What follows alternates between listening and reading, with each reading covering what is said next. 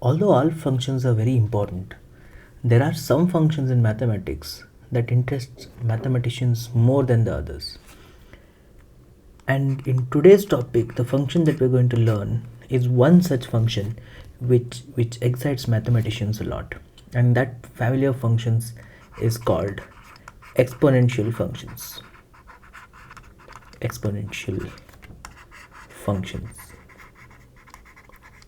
And we'll try to in fact learn the derivative or differentiation of an exponential function, right, and try to generalize it for any exponential function for that matter. But we'll take the simplest, or at least relatively the simplest exponential function. That is, let's say the function is it's a function of time, f of t, which goes like 2 to the power t, 2 to the power t, right? And for simplicity, just to relate with the real life example, what I'll do is I'll think of this as number of lotus flowers or lotus plants in a pond, right? So it goes like this on day one. So let's say I have day here, and I have, let's say, the number of flowers here, right? So number of flowers in a plant, right? And this particular pond has a pattern based on which the number of flowers are actually growing, and you'll see the pattern very soon, in fact, right? So let's say on day one there's only one flower, okay. On day two there are two. On day three there are four, in fact. On day four there are 8, and on day 5 there are 16, and I think you get the pattern already, right? So this exactly is what this function right here, this function is going to plot. But provided time is only jumping in per day, right? It is jumping by day, right? Not half day, not 1 hour, not 10 hours, but each day. So time can be 1 day or 2 day and 3 day, 4 day, 5 day, 6 day. If that happens to be the case, then you'll get number of flowers in the plant something like this, right? If time could change by a small fraction of a day, then what will happen, we'll see about that later. But for now, if I have this situation going on, then the graph actually, if I plot the number of flowers, which in other words I'm plotting it as f of t versus t, if I plot, then I'm going to get a graph which looks something like this, right? It's going to be an exponential function. It's going to grow exponentially, before the number of flowers have reached millions in a few days, right? And that's how the value grows. But we're not here to learn the value of function at any given time t that we can easily evaluate from this equation. What we're here is to find the derivative, or in other words, we're here to find the rate of change. We're here to find the rate of change in number of flowers with respect to time. We are here to find rate of change, or in other words, we are here to find the slope of that line that we have just drawn, slope of this particular graph. We are here to find the slope of that line there, that curve there, right? So we are here to find the slope. But the problem is going to be, if I have take a duration of a day, let's say this is fourth day, for instance, and let's say this is fifth day, and without me telling this, that you will know this, that on the fourth day the number of plants were 8, and on the fifth day the number of plants were 16. You can look at that at the graph itself, right? So this right here is 16, and this right here is 8, and this right here is the fourth day, and this is the fifth day, right? And if I want to find the rate of change between fourth and fifth day, I'm trying to make sense of this. I can, instead of giving directly the formula, right? So that rate of change is going to be this value right here, this slope, right? The slope of this line right here, it's going to be slope of that line, right? And which I can totally find out, this y2 minus y1 divided by x2 minus x1. If I do, that slope is going to be over a day, that slope is going to be, I'll in fact since the change is pretty large, I'll just write it as delta f of t. I'm not writing df by dt. No, I can't do that because this change is pretty large. So delta f by delta t, is actually, if I substitute for that, it's going to be 16 minus 8 divided by 5 minus 4 is what the slope is, right? So 16 minus 8 divided by 5 minus 4, which is 8. All right, so I'm getting 8 for now, right? Let this number be. I have something interesting to tell you with respect to this number, right? And just out of curiosity, I'll just write on the day 6 I will in fact have 32 flowers. I guess I'll just keep that handy if I need it, right? Because let's say I want to also find the change between 4th and the 6th day, right? Let's say I want to do that also, right? So 6th day, this is going to give some wrong value, right? Or maybe 3rd and 5th day, I want to do that, right? So on the 3rd day, the number of flowers were what was it? On 3rd day, number of flowers were only 4, right? So if you do the same math, and this is just finding the change in number of flowers between 4th to 5th day, right? If I do the same thing for 3rd day to 4th day, if I'm doing that, I'm going to get delta f of t by delta t over a duration of 1 day, except now the duration is between 3rd and 4th day, right? So that rate of change is actually 8 minus, because at the end of 4th day, the number of flowers were 8, and at the end of 3rd day, the number of flowers were only 4. So 8 minus 4 divided by the duration is just 1 day, 4 minus 3, which is just 1 day, right? So it is going to give me 4 as its answer, right? So looks like the rate of change on a given day is basically equal to the number of flowers on that particular day. Look at this.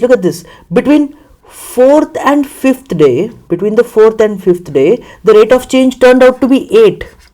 And maybe coincidentally or not, I don't know, but the number of flowers on the 4th day were 8, and the rate of change of flower on the 4th day is 8. The number of flowers on the 3rd day was 4, and the rate of change of flowers on the 3rd day is also 4.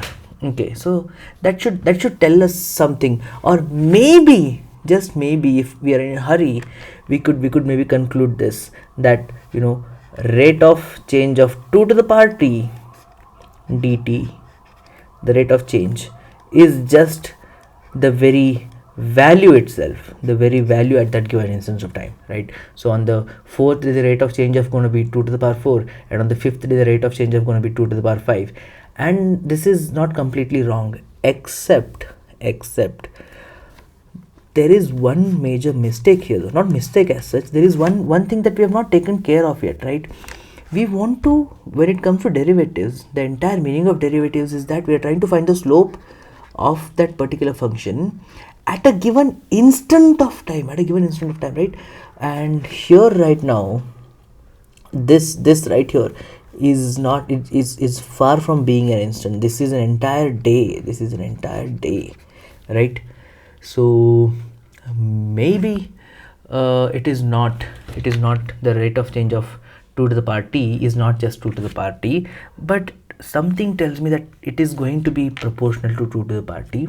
And let's crunch some numbers in order to make sense of this derivative, right? So I'm not going to, this approach is not going to be much of too logical.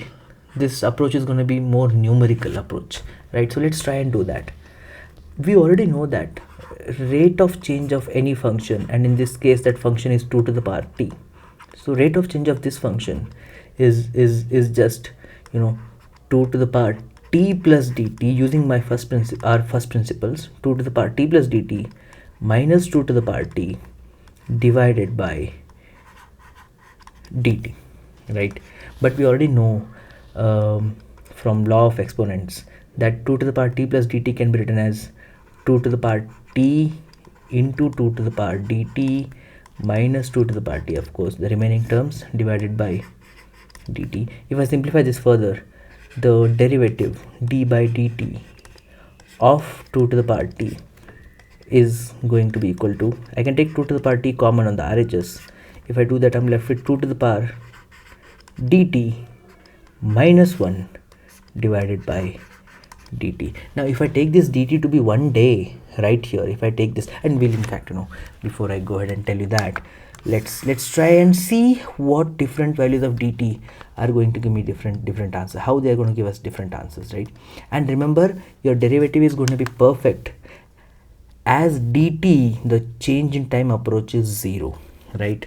So here obviously it is proportional to 2 to the power t. So looks like, the derivative of the function 2 to the power t is of course proportional to 2 to the power t, but that into some value. So initial initial thought based on initial numbers, when we took the duration to be 1 day, what we got, the answer was close to the actual answer, but it's not just 2 to the power t, but it is actually 2 to the power t multiplied by something. And once we can somehow find that something, then we actually have the derivative of 2 to the power t, right? So let's try to work on that, right? So let's see. So if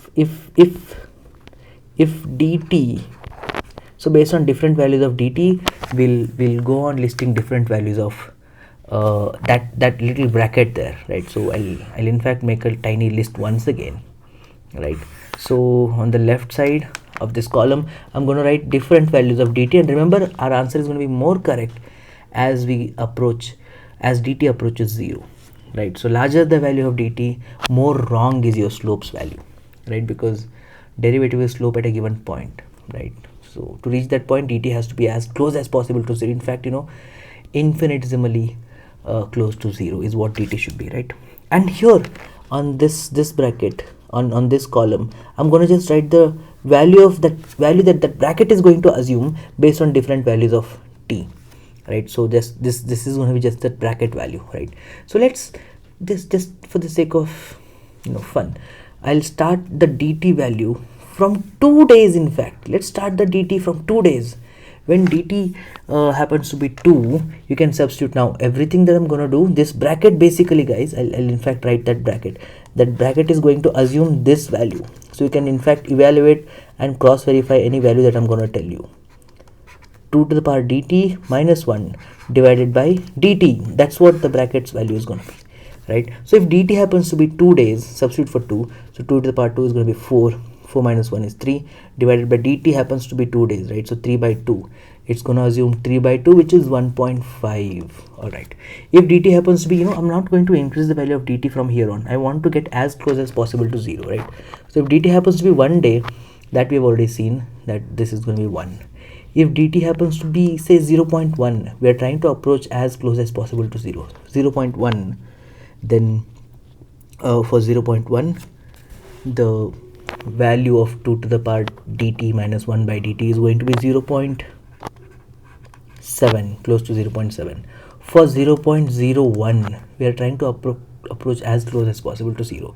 For this, I'm going to get 0.697, and actually I've done these calculations. You can verify them later if you'd like, or just trust me. 0.001, substituting for dt as 0.001, I'm going to get 0.695. As I approach as close as possible to 0, this approaches a value 0.693, and for simplicity, I'm just going to use 0.693, right? So the closer you approach to 0, the closer it is going to approach that value 0.693, and it's not going to get any smaller than that. It'll stay among 0.69 something, right? So it is stopping at that point. That is for a function of 2 to the power t. In fact, that is for 2 to the power t. So actually, I now know the value of derivative of 2. The derivative of d by dt, the derivative of 2 to the power t is actually 2 to the power t into 0.6931. This right here is the derivative of 0.6931. Then you might ask, do I have to do this every time, or do I have to remember this value then? 0.6931. Not really. We'll see what we can. We're actually trying to get an approach as to how to arrive at this derivative, make sense of it. I can directly give you the value, but I don't want to do that. What the derivative of 2 to the power t is going to be, we can do that, but let's try to think like a mathematician would think, right? That's what I'm trying to do here. If your function happens to be, now I'll not waste too much time on this, if your function of t happens to be 3 to the power t, then the derivative of this function d by dt into t to the power t actually is obviously going to be proportional to t to the power t into some bracket, into some value once again. And just trust me on this one when I say this, that as into t to the power t, in fact, just give me a minute, 3 to the power t into t to the power 3 to the power dt minus 1 divided by dt, right? So 3 to the power t into this value. And trust me when I say this, that I have already calculated these values, and as dt approaches 0, that this bracket right here, this value right here approaches a value of 0. No, in fact it is going to approach a value of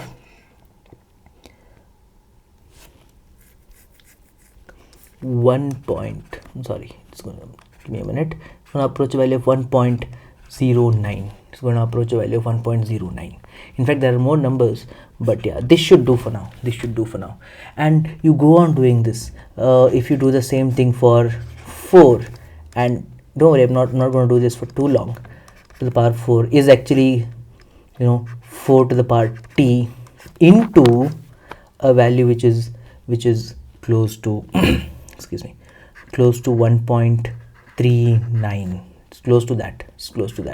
And I have a particular interest in 8 to the power t, because I have something to relate between 2 and 8 and 4, all those values. That's why I'm trying to write these values. So when you do the same thing for 8, you're going to get 8 to the power t into 2.07, 1.39, 1.09. And what was it for 2? I think if I'll in fact write that in the same frame. So it was d by dt of 2 to the power t as t approaches 0, as dt approaches 0 was in fact 2 to the power t into 0.6931.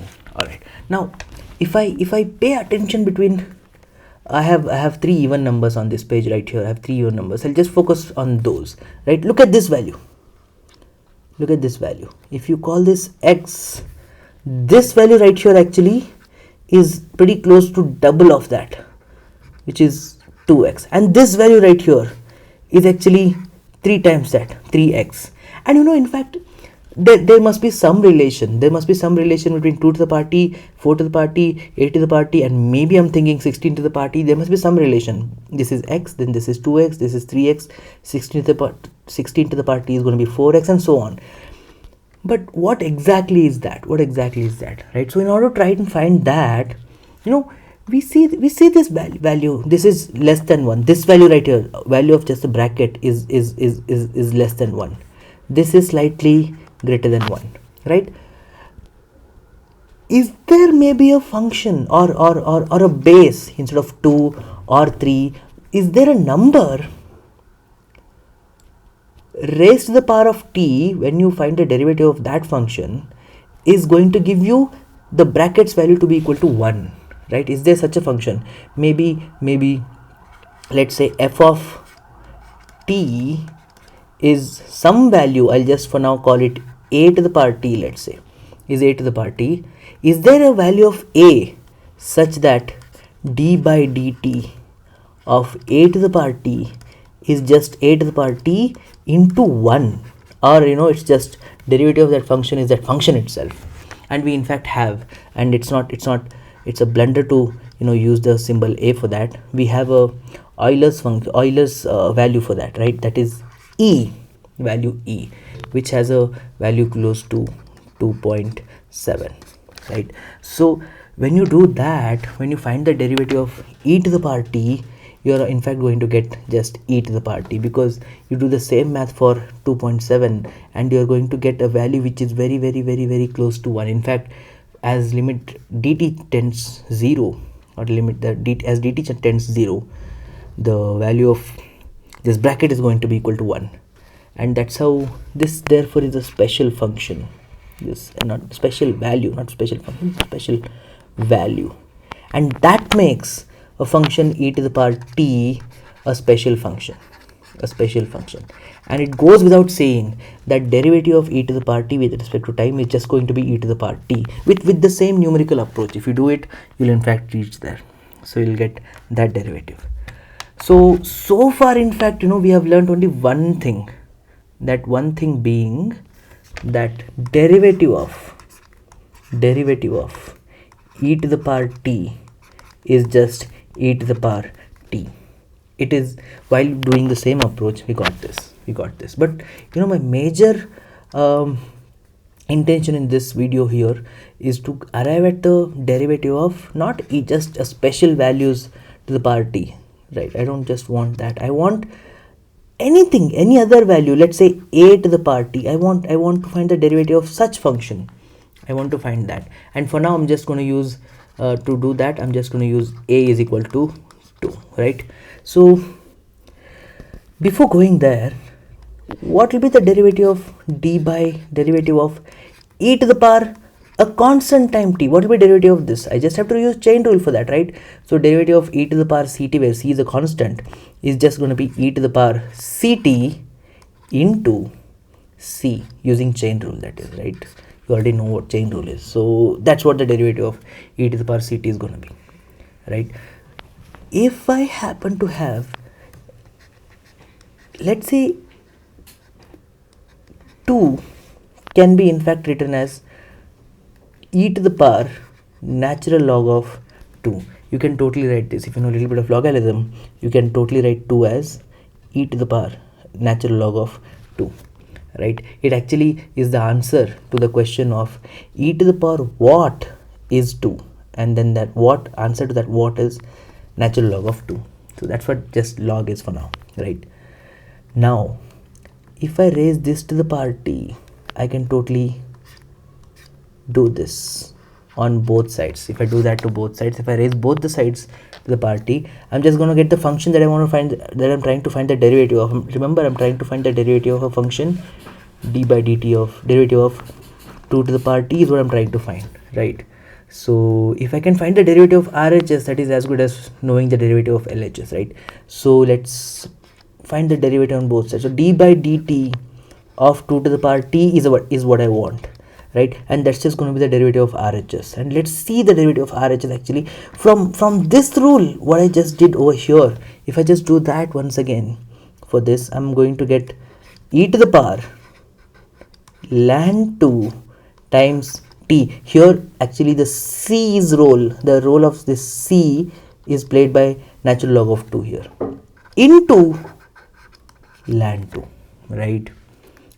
And you can just simplify this further, that d by dt of 2 to the power t is just this right here is nothing but 2 to the power t. This value right here is just 2 to the power t. You can evaluate that if you like, into natural log of 2. So we in fact now have a general formula for derivative of exponential function, and it goes like, suppose a is a constant, and then if you want to find the derivative of d by dt of, say, a to the power t, where a is constant, then it is just that value itself, obviously, as we predicted in the beginning, that it's going to be proportional to that, into some value, and that value was basically our major issue. And through this exponent function, actually through this Euler's value, we are able to approach that. And Euler's function, I sort of explained you what Euler's function is, right? Euler's function is Euler's value is e is just that value when it is raised to the power t, and differentiated e to the power t, derivative of that function is that very function itself, right? Anyway, let's get back to this. So d by dt of a to the power t is just a to the power t into natural log of a, and that right there is going to be the derivative of any exponential function. And e being a special function, I'll just write in fact that also, d by dt of e to the power t, e is just yet another constant, except it's a special value where a to the power t is, in fact, I'll go ahead and write it as natural log, I'm sorry, my bad, it's e to the power t into natural log of e, but as we already know that natural log of e is just 1, right? So therefore d by dt, that is derivative of e to the power t, is just e to the power t into this value right here is just 1, right? So it's just e to the power t, and that right there, right? So these are the two formula that we actually have. I've tried to arrive at this one right here and this one right here, and we have already seen these two values in that initial list of all the basic derivatives, right? But I just wanted to get to, find a way to reach there, how we got this, that all these values, that entire list hasn't come out of blue, right? And just a minute. So clearly one point I really want to make here is that rate of change of an exponential function,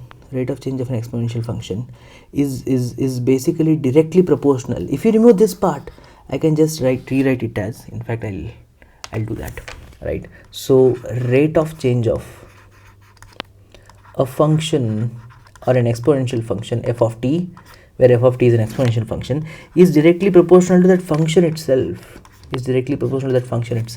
In fact, we can totally see this in Newton's law of cooling, which we are going to learn maybe in physics. Not maybe, definitely we learned in physics, but if you happen to go across that, you'll learn this later, right? So Newton's law of cooling basically says that the rate at which the temperature of a system changes is directly proportional to the difference between the system and the surroundings temperature, or in other words, the rate at which the change or the difference between the values of surrounding and system is changing is directly proportional to the difference itself. That's what the Newton's law of cooling says, right? And also at the same time, people keep talking about the rich getting richer and the poor remaining poorer. Actually, poor people are also getting rich, but they're only getting rich at the slower rate. Rich are getting richer at a faster rate, because the amount of money made at any instance is directly proportional to the amount of money you have at that instance. It's all true for all those functions, right? So all those functions actually are exponential functions, right? So with that note, I'd like to end this. Thank you.